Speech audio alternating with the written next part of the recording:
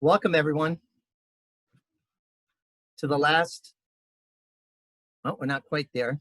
Welcome everyone to the last Zoom event of 2020 for the Amherst Irish Association. We want to thank each and every one of you for joining us today. Today's event is a midway point of our 7th season of programs. As we've noted before, these events are being recorded and will be available later for viewing on YouTube. If you would not like to be recorded, you may shut off your video camera at the bottom of your screen without leaving the program. Right now, your microphones are muted, and we ask you to leave them that way so as not to interfere with the program. We've had incredible interest in today's program, a winter solstice celebration. There will be seasonal readings today, poetry, music, and song. It's been timed to last a bit more than an hour. We want to caution you, however, that if you're expecting Hollywood production value today, as we've just seen, you're aiming too high. We're a small local operation, but we've done some exciting programs. We've been learning as we work with Zoom as to what is and what is not possible. So bear with us as we do that again today, please. Sit back and enjoy. So without further ado, I will turn the stage over to Mistress and Master of Ceremonies, our own Amanda Bernhardt, and Jonathan Kennedy. Thank you very much, Tim. Welcome, everybody. I hope you're all doing very well on this sort of maybe supposed to be sunny Sunday afternoon. I'd like to thank you all for participating in this organization. It's been absolutely fantastic, even though the pandemic has changed everything. It's wonderful to continue to see you folks come on by and be a part of a greater thing. Even though it's online, it is still fantastic. I'd like to start today's program by asking our own AIA Nichero to talk to us briefly about Newgrange. I've got a short little presentation for you, of which I'll actually show that to you first, and then I'll ask her to talk about it. And it's produced by Ireland's tourism program in the Northeast. So if you bear with me for just a moment, I'll get that onto your screens.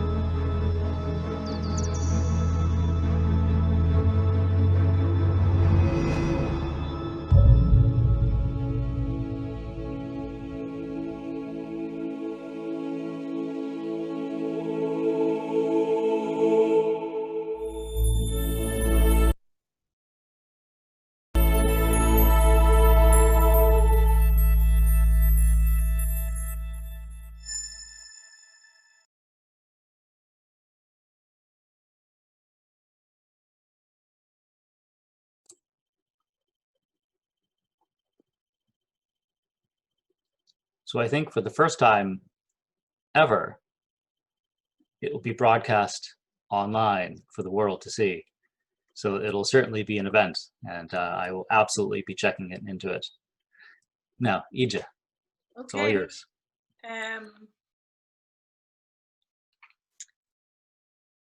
I've been to Newgrange several times. Can you see me okay? Okay, I've been to Newgrange several times, and we thought it would be a good idea to just provide a little description of what Newgrange is and link it to our celebration of the solstice, and in particular local connections to that same heritage and tradition. So Newgrange is one of a number of Neolithic tombs located in the Boyne Valley. Named after the goddess Boann, It's in County Meath, north of Dublin City, and it's a major tourist site. This massive stone structure is 5,000 years old, older than the pyramids, and predates other astronomically oriented structures such as Stonehenge by about 1,000 years. Its Irish name is She on Vrú, magical mound, and that name points to its pagan spiritual origins. Professor of Archaeology Michael O'Kelly of University College Cork led the excavation and restoration of this site in the 1960s and discovered an unusual phenomenon at Newgrange. Starting at dawn on the shortest day of the year, December 21st, the winter solstice, the winter sun illuminates the long stone passage to a womb-like chamber, a marvel of architecture and design that demonstrates the sophistication of these earlier inhabitants of Ireland. The stone circle on the UMass Amherst campus has a similar purpose to Newgrange, in that its 16 standing stones line up with the rising and setting sun at the solstices and equinoxes. Erected in 2000, the stone circle at UMass was the brainchild of the late Professor Judith Young of the Department of Astronomy, to be used as a teaching tool, to improve our understanding of the universe, and as a cultural learning experience, a symbol of the connection between our modern society and our past. You'll find many stone circles like this one located throughout Ireland when you visit there. Drumbeg in County Cork, Grange in County Limerick, and other places associated with the Celtic tradition such as Scotland, Brittany, and even a few in Britain. Our January 31st and first event of the new year, on Bridget's Eve, we have Bob Marr, Professor of Humanities at Hampshire College. He'll be speaking about the conversation on ancient Ireland. He'll be building on this tradition of the ancient Celtic past and its links to the Christian tradition. All right, Sinna Will. Thanks so much. So folks, this afternoon, we've got several musical selections for you as well as some readings.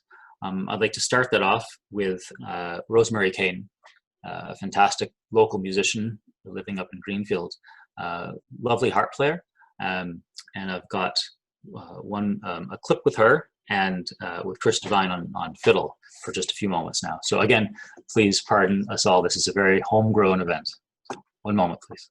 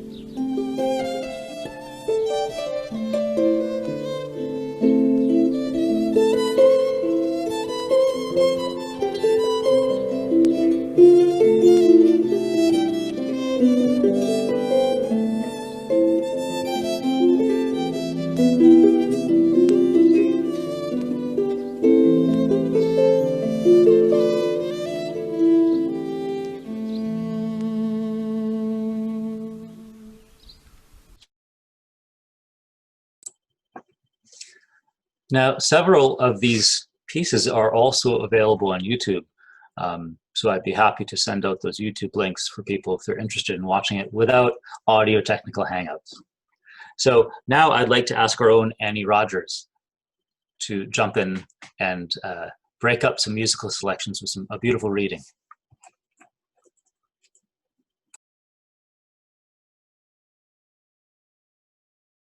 Unmute. There we are. Now you have to start okay. again. I'm going to read excerpts from Dylan Thomas's classic Christmas poem, A Child's Christmas in Wales.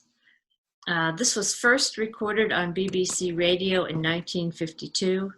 It's his memory of 2 Christmas days as a child, going from Christmas Eve to Christmas night.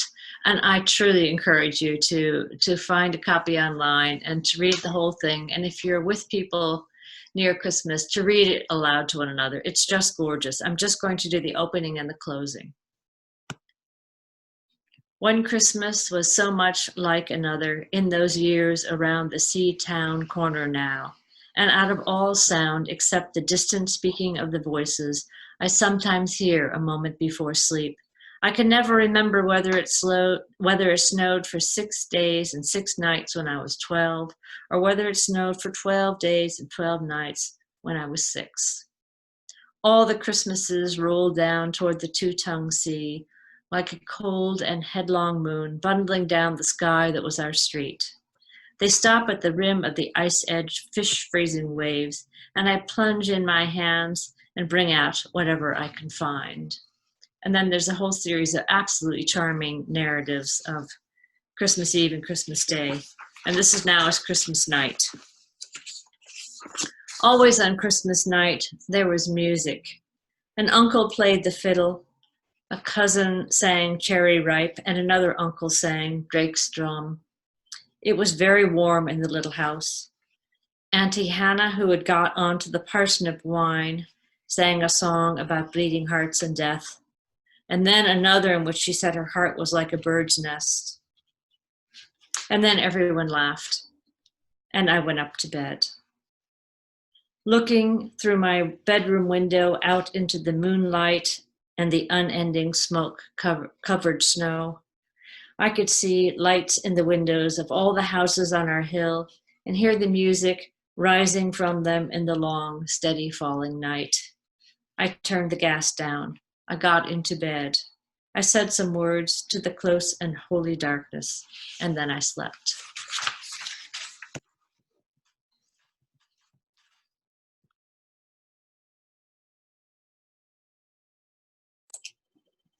Gurumila Magatani, thanks so very much. So I'd like to move on now to a set of tunes played by some of our musical friends and colleagues, Mark Boda and Ted Sulos. I'd like to also ask for folks who know anything about audio video editing that I don't know much, but thankfully I know people who do know things. And so some of our videos today were quite the collaboration between splicing things together, so fair play. So here we have 2 tunes, Toss the Feathers and the Spike Island Lasses with Mark and Ted.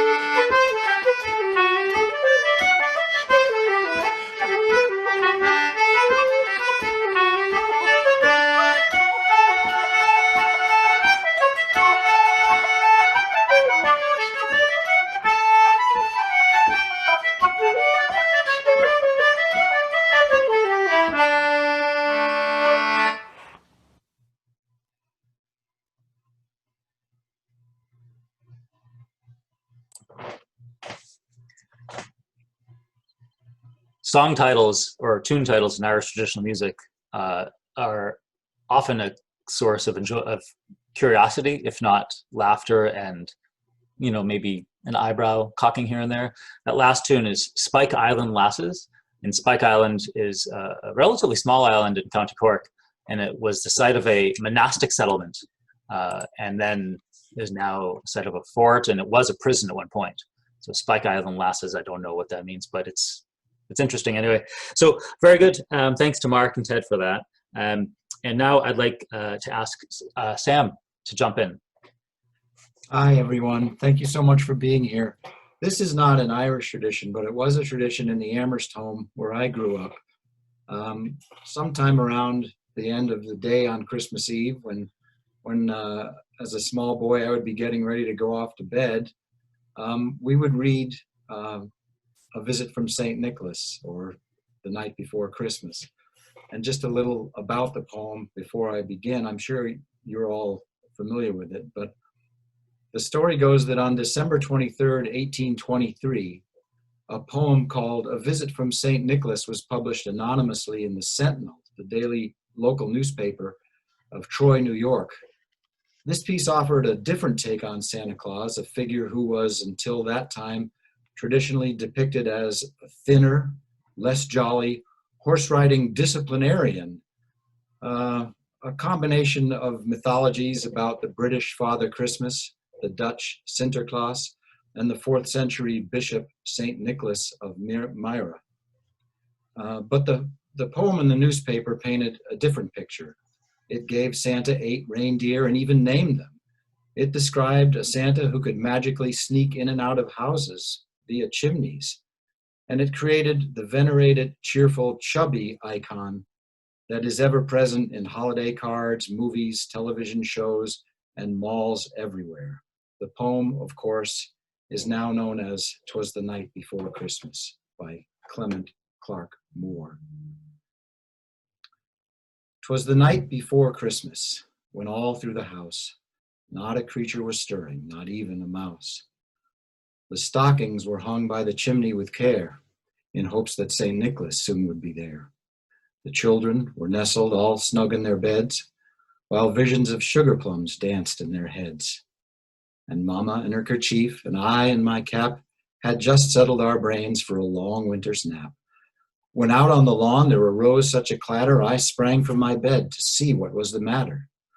Away to the window I flew like a flash, tore open the shutters, and threw up the sash.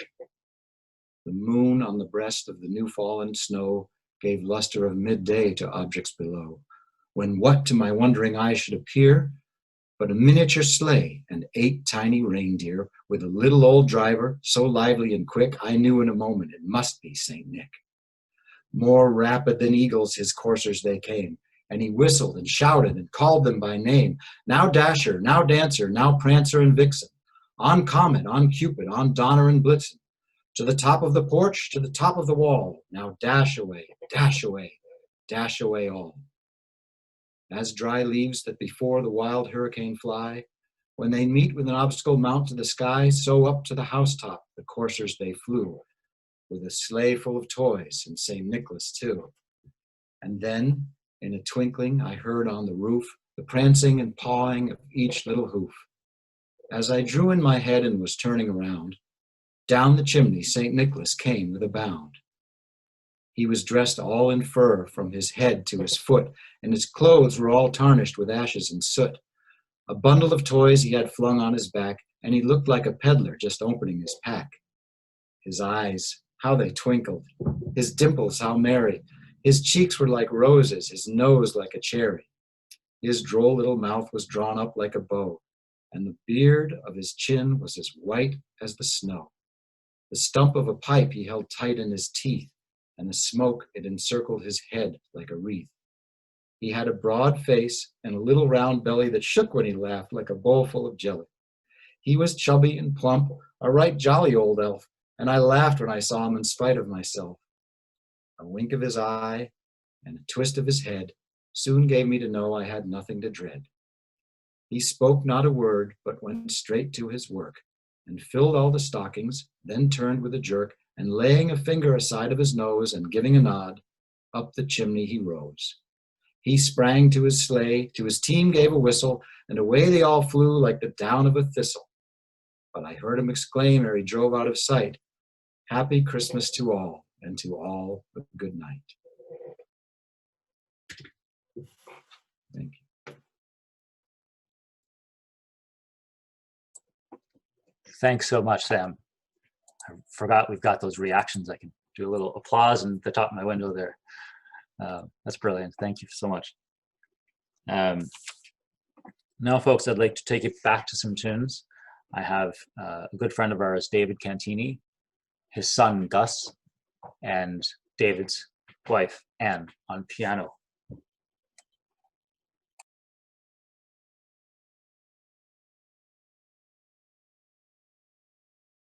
Hi, Jonathan, Amanda. Thanks for putting this together. And we're going to play you a few tunes tonight. Inspired by your prompt, which is the seasonal nature of this show. And so we're going to play The Snowy Path, a traditional slip jig, and a Gus Cantini original called The Sleepy Snow Watchers, and then one that we play all year round, but it's especially appropriate for this time of year. It's Christmas Eve. Okay. 1, 2.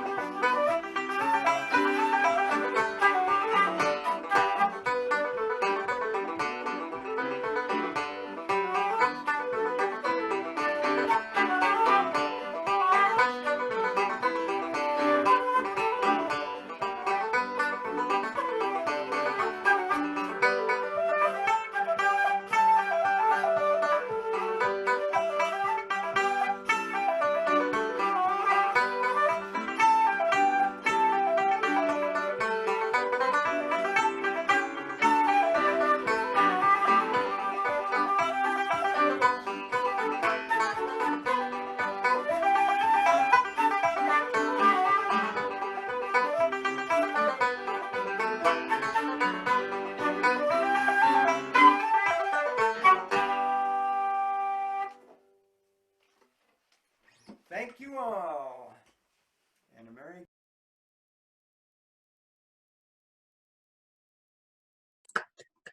Woo! Oh, it's great fun, isn't it? Oh, they're fantastic. It's amazing. Like, you know, David is very, he's been playing in lots of different groups over the years, but he has been in the contra dance scene for years. And it wasn't long after I moved to the Valley in the mid-90s when I realized that the Valley, especially Greenfield, is like ground zero for contra dancing stuff. And I had never heard of that anyway. It was new to me. But yeah, this place is just, there's so many gifted, talented, and skilled people in the Valley here for such a relatively small area, especially musically. There's so much happening. So, And I'd say David and his family are kind of contra dance legends in the Western Massachusetts area. So yeah, very good. lucky us. Oh, absolutely, absolutely. So, very good. So, thanks, folks. I will introduce another compilation, actually, a collaborative work with some of our friends. And just the video splicing was amazing, putting this together. This bit here will involve 4 different musicians playing the same tunes on 4 completely different occasions in 4 different locations. So it's all been spliced together and it all synced up, and it looks pretty good. So we have Naka Ishii on fiddle, Corey Walters on flute and accordion, Amanda here on fiddle, and Mark Boda on, he's playing concertina? Concertina. Concertina, yeah. So here we go.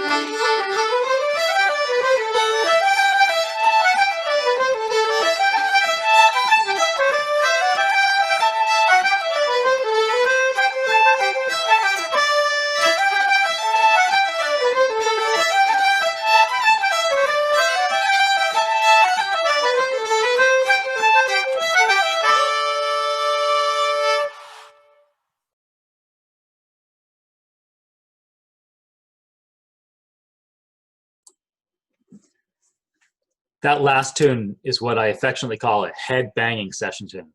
It's just like, you just rock out. It's fantastic. The only thing that needs is a set of pipes, but Yeah. wasn't in the cards. I can't play it that fast. So thanks so very much, folks. Now I'd like to turn the mic over to Ija. Ija has a poem for us. Ta dan eki duanya. Well, ní dó nach scélín Scéalaín. atá dastrig mid an chlár begoning. We changed the program a little. So I've got a little story for you rather than a poem. And like many people who were born in Ireland, I was raised Catholic. And as an adult was more drawn to a Celtic elemental spirituality. So while I am culturally influenced by that Catholic upbringing, my heart and soul is with the Celts. But this memory is a memory of a Christmas in my family when I was quite a young child. So a Christmas memory. He was fond of wearing his striped pajamas as he took his morning cup of tea in the kitchen. His comfort in our home, a relief from the formalities adhered to at the presbytery. My mother and he would chat easily, mostly about farming. His family worked the land with oxen still. Hers had advanced to the use of a tractor. I climbed onto his lap, took his hands in mine, and surveyed the deep pink flesh under his nails, surrounded by blue-black skin, ran my finger across the lines in his rose-colored palms. The rhythm of his nail music fascinated me. Can you imagine the nail music? Do, do, do, diddly do, do, do, diddly do, do, do, do, do. On he went over and over. He lilted out the beats as I joined in, his feet tapping in time too, enclosed in their plaid wool slippers. I tried to draw music from my nails, but got lost in the rhythmic sway of our bodies, lost looking at how his ankles were white with dry skin. His big lap held my small frame. His arms encircled me as he played, while I continued to survey him. Flecks of white speckled his hair. His big bulbous lips pursed in and out as he do-do-doed. I put my pudgy finger on his white teeth to see if they were real or false, like my father's. And felt each perfect form, observed their radiant whiteness against a backdrop of dark gums. My poking only made him laugh more.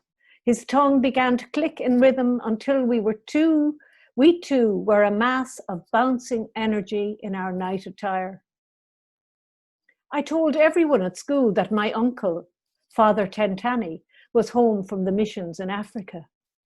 Sure, he's as black as the ace of spades, said Esther Cuskly. So, says I. Even Lulu Ryan found it hard to believe me. On Christmas morning, saying Mass in the chapel, he moved around the altar with purpose and certainty.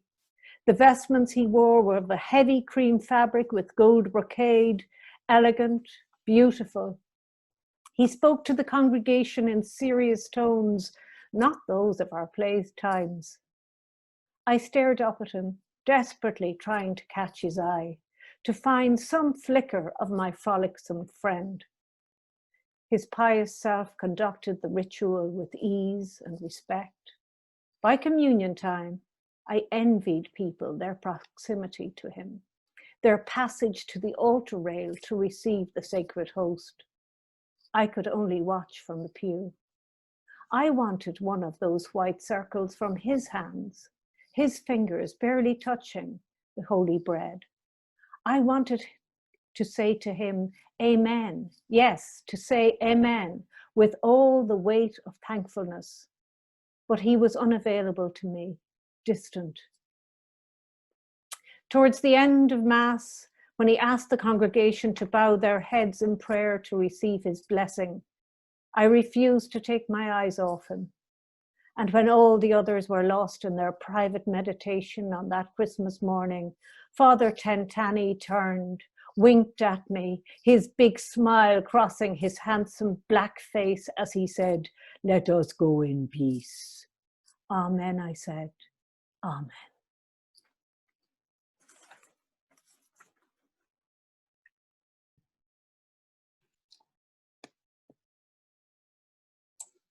Fabulous. Thank you so much. Right.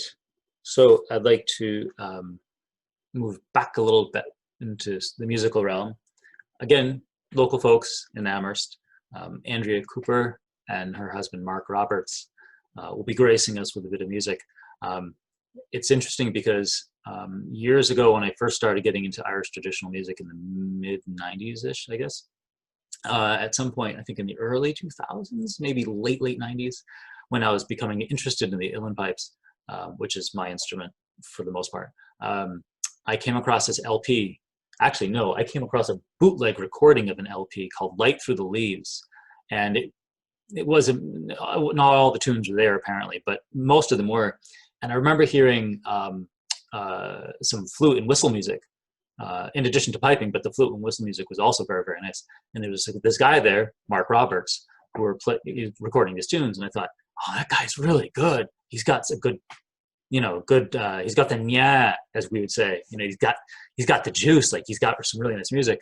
And about maybe 8 years ago or something, he came up and he lives in Amherst. And I thought, whoa, wait, you're the guy who made this recording? And he said, yeah. I said, that's great. He said, I don't know, it was okay. It's like, no, man, that was awesome. So anyway, so in this clip, he's not playing flute or whistle at all. He's playing an instrument called the bouzouki, and his wife Andrea is playing the whistle.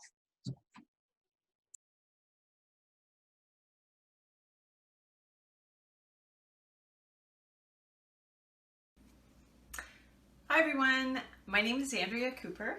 This is Mark Roberts. Hi. We're going to play a set of tunes for you on the penny whistle and The bouzouki. the bouzouki.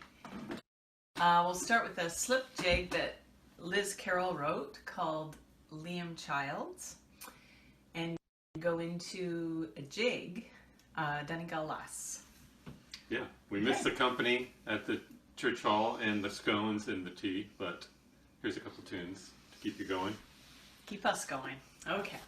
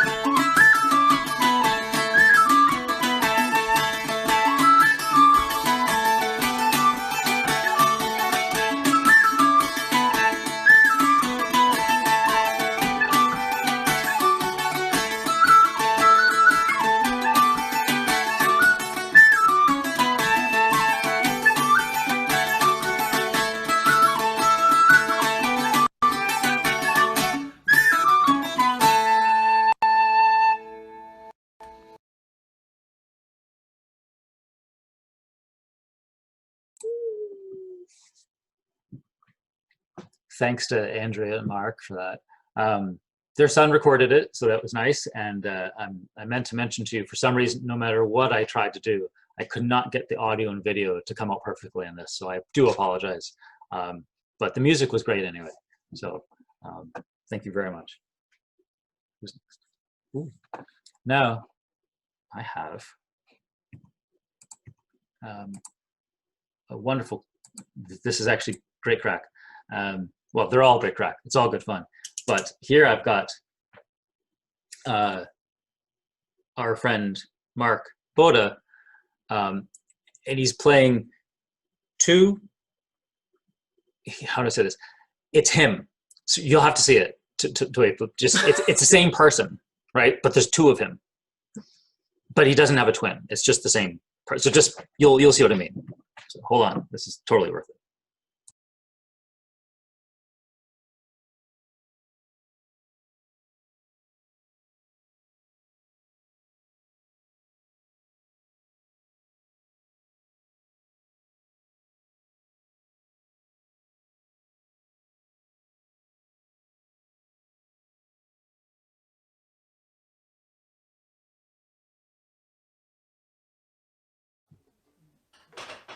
One, two, three, four.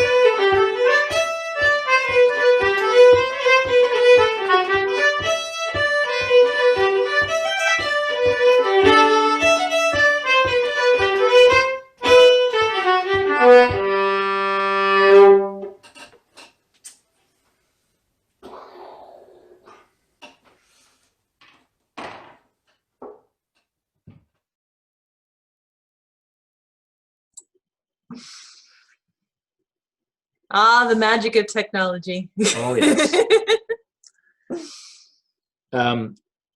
The final recording that we have for you today, folks, is our friend Cedar Stanstreet, who lives just over the border in Vermont. And I've got a recording, the last one, and hopefully all the techie gremlin things will go well. And then our final musical selection of the evening, of the afternoon, will be Amanda. And instead of playing the video, she has volunteered to sing her part live, right? Yes. That's all right. I just wanted to make sure that's what we decided. So we can be guaranteed, at least, that things will not glitch out for us there. But here we have Cedar.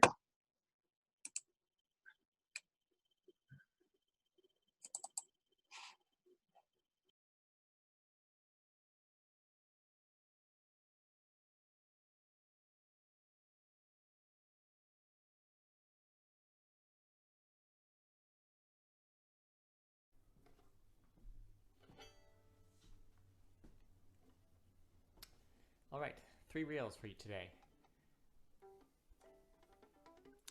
Mayor Harrison's Fedora, The Road to Garrison, and The Milliner's Daughter.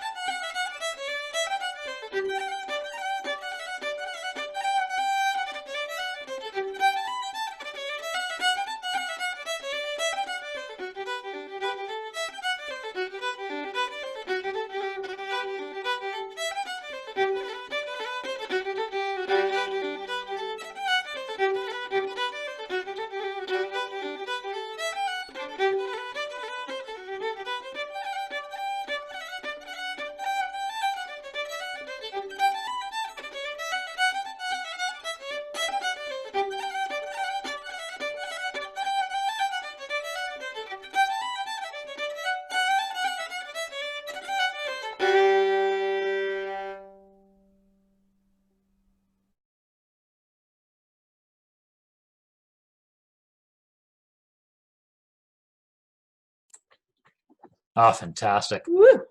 I'm so grateful to know such talented musicians, and that so many of them were willing to, of their own time, just sit down and make recordings. Sometimes I know some of them made quite a few recordings until they were satisfied with it, to share it. And then several folks, went really far into it and compiled videos and really edited it and really put so much work into it. I'm so happy that, we're such a great community and they're so generous with their time and their music. So thanks everybody. And now, so thanks to Cedar and everybody else. Now we've got a live one. And so Amanda, who is one of these great musicians, I have to say, not only am I incredibly pleased that she's my housemate, but she's also my wife. So that's great. So I get to hear her practice all the time. And she's not only a wonderful singer, but she's also a dancer, fiddle player. She's a piper as well. So she's been practicing the pipes a lot lately. But she will tell you all about the song she's going to sing now. All right, here we go. Hi everyone. So I'm going to sing a song for you in Irish. It's called Líontar dún Cruiscín, which means let us fill the jug, as in a drinking jug. So it's something of a drinking song, but the words in it, the lyrics are extremely appropriate, I thought, for this odd time that we're all going through. The lyrics focus on the beauty that happens with music and dance and people coming together and having the crack with each other and telling stories and being close to each other. And it's a wonderful song that really celebrates all of those things. And in fact, there's a wistful verse in it about, oh, blessings on those days. It isn't like that now. The sun doesn't shine and you can't hear the birds sing, and there's only one verse in the whole song that focuses on that, but it is somewhat appropriate for this time that we're experiencing when we can't be physically together celebrating life in this way, but we're doing our best and we're still able to celebrate life. So Líontar dún Cruiscín. And on a personal note, I'm dedicating this song to a dear friend of ours, William Bobby McLean, who recently passed away, who is indeed a lover of life and a really beautiful soul. So, to him.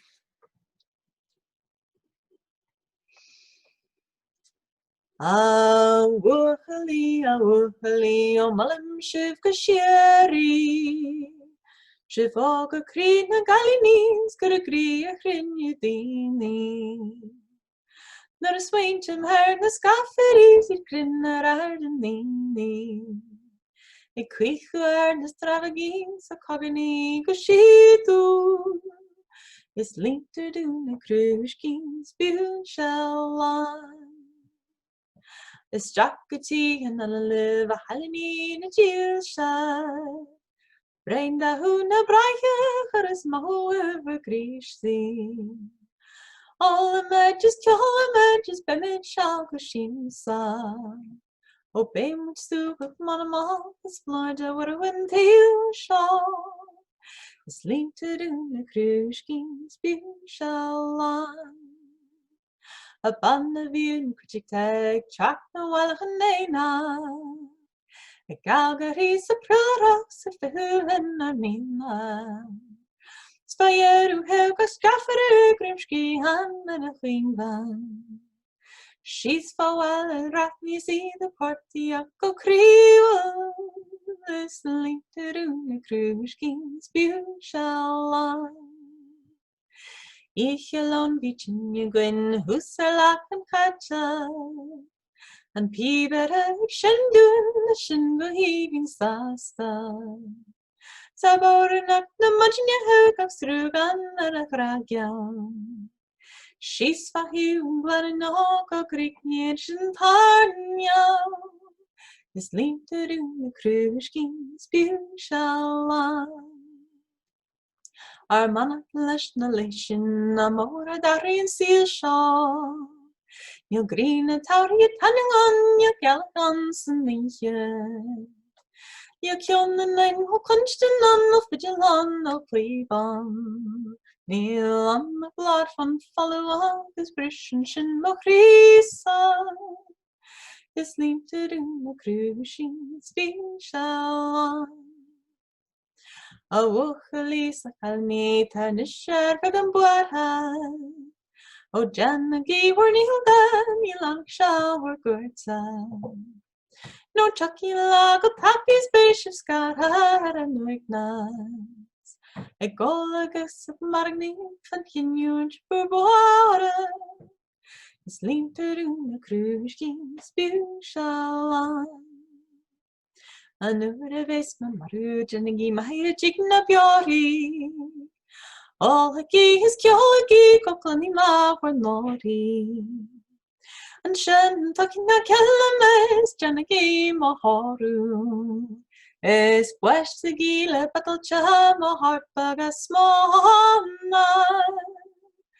Is linked to na krushkin dispute shall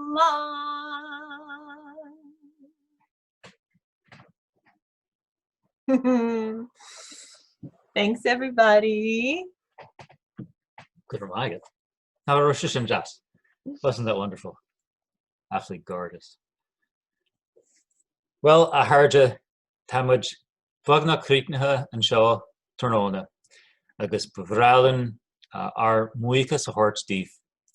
We're good Takiakta, Agus Karjas, Agus Ahanrad. So we're just about closing up today, but we want to offer our thanks to you for your support and for all the crack.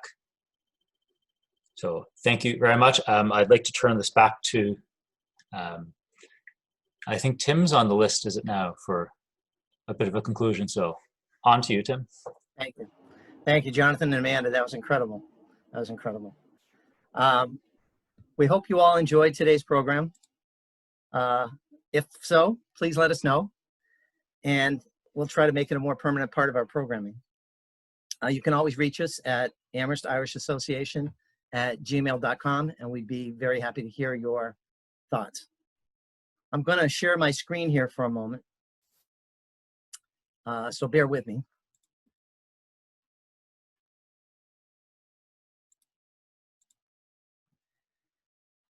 As I end today's program, I wanted to show you this slide because this is a list of musicians and the pieces that they played or sang today.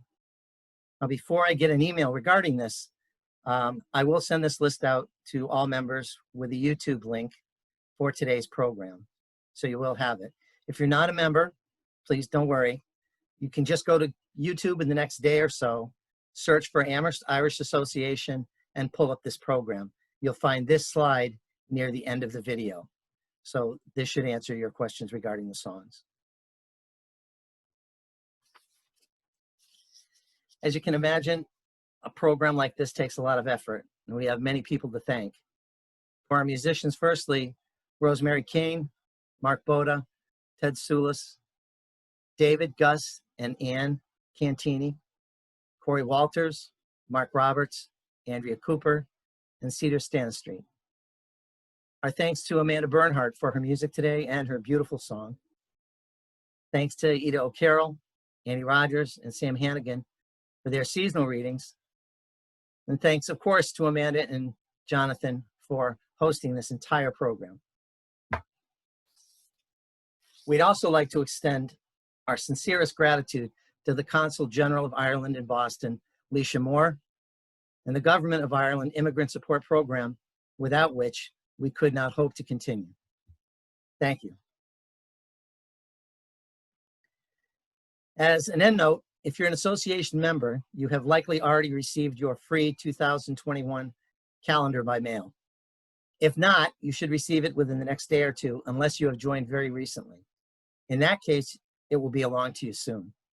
We hope that you will enjoy the calendar into the coming year. If you're not a member, we encourage you to become one. You can apply online at www.amherstirish.org, or you can print out a membership application there and send it in by mail. Individual membership is $25 annually, January the 1st to December the 31st.